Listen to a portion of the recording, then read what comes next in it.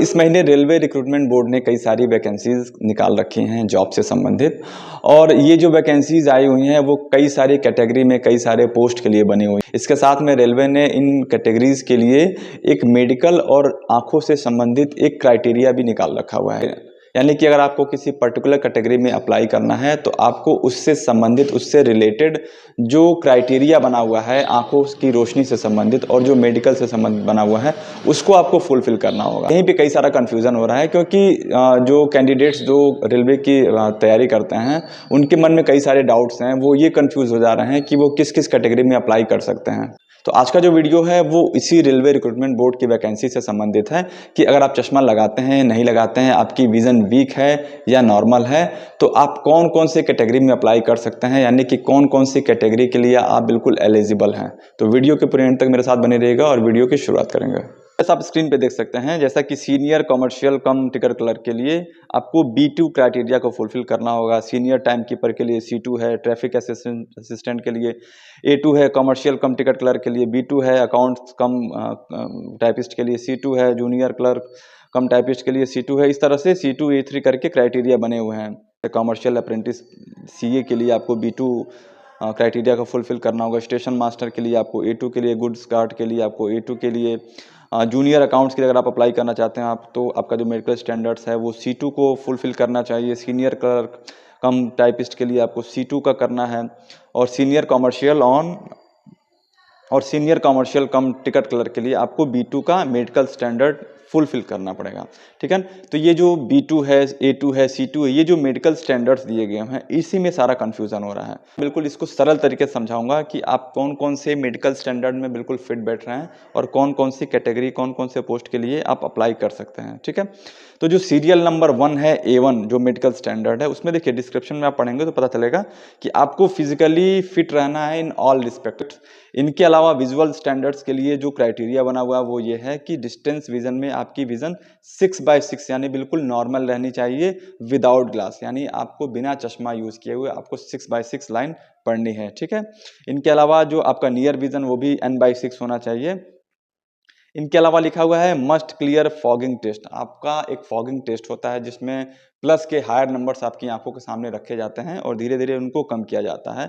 इससे आपकी अकोमोडेशन को चेक किया जाता है। तो ठीक है, आपको इसको भी पास आउट करना होगा। इनके साथ में आपका कलर विजन टेस्ट होगा, इसको भी आपको पास आउट करना है। Binocular vision, field of vision और नाइट विजन। ठीक है, यानी कि आपकी जब आंखें बिल्कुल नॉर्मल रहेंगी इन सारे टेस्ट में तो आप A1 कैटेगरी के लिए परफेक्ट कैंडिडेट हैं। A2 कैंडिडेट के लिए देखते हैं, इनमें भी physical fit in all respect. इनके अलावा विजुअल स्टैंडर्ड जो होना चाहिए वो आपका 6/9 विदाउट ग्लास। ठीक है, बिना चश्मा पहने आपको 6/9 यानी नीचे की एक लाइन से ऊपर आपको पूरा पढ़ना होगा। ठीक है, इनके अलावा आपका विजन जो नियर के लिए होगा वो N/6 होगा।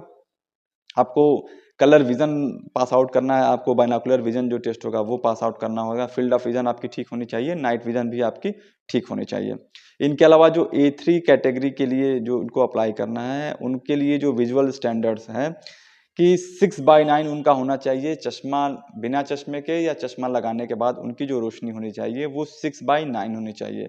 इसके अलावा एक और कंडीशन इसमें यह है कि उनके जो चश्मे का नंबर है वो 2 डायोप्टर से ज़्यादा नहीं होना चाहिए। स्पेशली दूर के लिए माइनस का नंबर लगता है तो -2 डायोप्टर से ज़्यादा नहीं होना चाहिए। अगर किसी का प्लस का नंबर है तो भी सेम कंडीशन कि +2 डायोप्टर से नंबर उनके चश्मे का नंबर ज़्यादा नहीं होना चाहिए। इनके अलावा उनका नियर विजन बिल्कुल परफेक्ट होना चाहिए और जो भी सारे टेस्ट होते हैं colour vision, binocular vision, field of vision और नाइट विजन उनका बिल्कुल नॉर्मल होना चाहिए। ठीक है, चौथी कैटेगरी है B1 की। इनमें क्या है कि फिजिकली आपको फिट रहना है। विजुअल स्टैंडर्ड्स के लिए आपकी जो रोशनी होनी चाहिए वो 6/9 6/12 विद और विदाउट ग्लास, यानी चश्मा लगाने के बाद से या बिना चश्मे के आपकी जो रोशनी होनी चाहिए वो कम से कम 6/12 होनी चाहिए। ठीक है, और इसके अलावा एक और इसमें कंडीशन जुड़ी हुई है कि आपके चश्मे का नंबर 4 डायोप्टर से ज़्यादा नहीं होना चाहिए। ठीक है, यानी -4 या +4 डायोप्टर से चश्मे का नंबर आपके ज़्यादा नहीं होना चाहिए। इनके अलावा आपकी विजन नज़दीक के लिए N/6 होना चाहिए और जो बाकी रिक्वायरमेंट है वो आपको फुलफिल करना पड़ेगा। B2 के लिए वो अप्लाई कर सकते हैं जिनकी डिस्टेंस विजन 6/9 है या 6/12 है विथ ग्लास और विदाउट ग्लासेस। चश्मा पहनने के बाद या बिना चश्मे के उनकी कम से कम 6/12 विजन होनी चाहिए।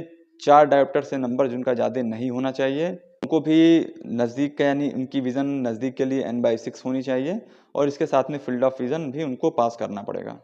जिनको जो C1 कैटेगरी के लिए हैं उनको क्या है कि उनका जो विजुअल स्टैंडर्ड है वो 6/12 होना चाहिए या 6/18 विथ और विदाउट ग्लास, यानी 6/18 उनको चश्मा लगा के या बिना चश्मा के उनकी जो विजन होनी चाहिए वो 6/18 होनी चाहिए, नज़दीक की n/6 होनी चाहिए।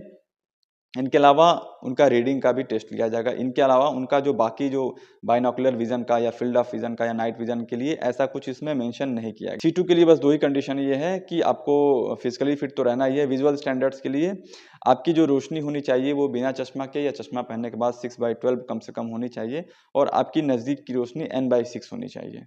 आशा करता हूँ कि जो भी रेलवे रिक्रूटमेंट बोर्ड की वैकेंसीज़ को लेके कुछ कन्फ्यूज़न में होंगे, अपनी कैटेगरी को सेलेक्ट करने को लेके कन्फ्यूज़न में होंगे, उनकी कन्फ्यूज़न आज खत्म हो गई होगी। अगर इसके बाद भी अगर आपके मन में कोई भी डाउट है, कोई भी सवाल है, तो आप मुझसे कमेंट बॉक्स में पूछ सकते हैं या मुझे पर्सनली व्हाट्सएप कर सकते हैं। मिलते हैं फिर नए वीडियो में, तब तक के लिए थैंक यू।